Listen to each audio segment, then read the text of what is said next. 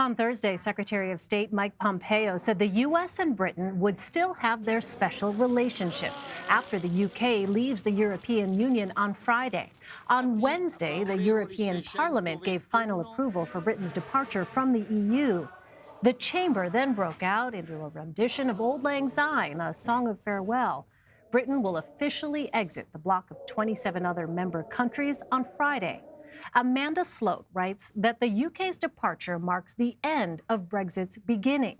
Amanda is a senior fellow in the Center on the United States and Europe at Brookings. Amanda, thanks very much for joining us. Thank you.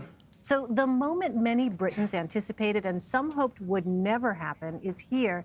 Can you explain what will happen when Britain does leave the EU tomorrow night? So there's going to be commemorations in Britain itself tomorrow. The Prime Minister is going to be giving an address at 10 p.m. and then the UK formally leaves the EU at 11 p.m. London time, which is midnight Brussels time. So at that point, the UK is no longer going to be participating formally in the EU decision-making institutions. Members of the European Parliament packed up their offices this week, and British ministers will no longer participate in council meetings.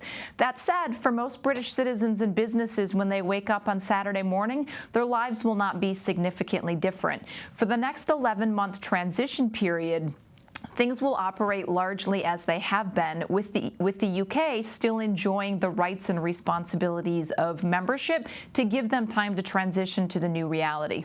And what specifically, Amanda, will that entail, this transition?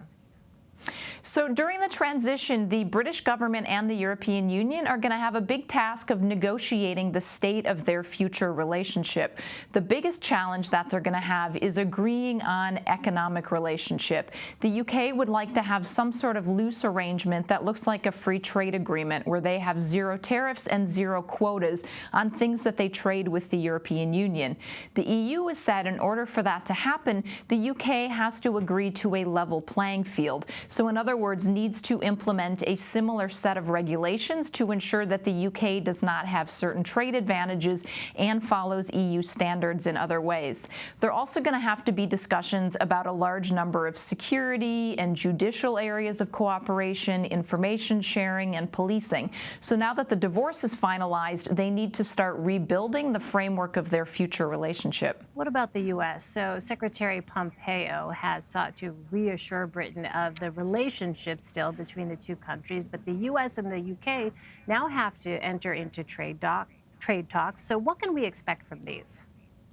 The special relationship certainly is going to continue. Our countries have a long shared history, language, common values, and that is going to continue. For Boris Johnson, one of the big prizes of Brexit has been the opportunity to negotiate free trade agreements, with the United States being the biggest prize. So the UK government has said it plans to negotiate free trade agreements simultaneously with the United States and with the European Union. It's certainly advantageous for both sides. Boris Johnson, as I said, wants to show that Brexit works. President Trump wants to get another trade win in an election year.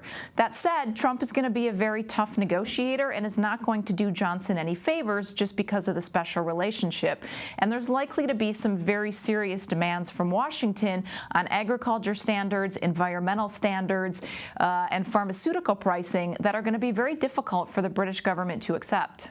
Well, give us some context here, Amanda. It's been more than 3 years since Britain voted to leave the EU. What has been going on in that time? So it's been a very long and tortured period of negotiation. The referendum to leave happened in June of 2016. We then had a very long and protracted negotiation period. Finally, in November 2018, the two sides reached an agreement. 2019 really was the story of former Prime Minister Theresa May's inability to get the British Parliament to ratify the agreement that she had reached with the European Union. And in particular, there was concerns about the handling of Northern Ireland and how to ensure that there was not going to be new infrastructure put on the border there between Northern Ireland and the Republic of Ireland after Brexit. In July, Theresa May left as Prime Minister. Boris Johnson came in. He also did not have a parliamentary majority. So it really took elections that he held in December, where he was able to get a big enough majority to ratify Brexit, as well as him renegotiating this unpopular Northern Ireland backstop to get the deal through. Well, so those are not the only concerns for Prime Minister Boris Johnson. Scotland's parliament voted Wednesday to hold a new referendum on Scottish independence. So will the United Kingdom be united after Brexit?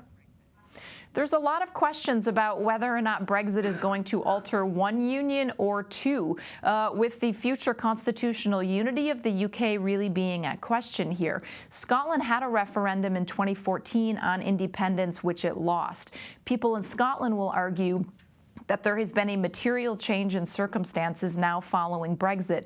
It's important to remember that 63% of people in Scotland voted to remain in the European Union, so many of them feel like they are being forced to leave against their will and therefore want to have a second independence referendum to be able to reconsider their future in the UK and also have the potential of rejoining the EU in the future. It's also going to be worth watching what happens in Northern Ireland, where there also was a narrow majority to stay. And Brexit is raising a lot of questions about whether we're likely to see a referendum in the future on whether or not Northern Ireland should unify with the Republic of Ireland. Wow, some potentially seismic shifts here in the future. Amanda Sloat. Amanda, thank you very much for your time. Thank you.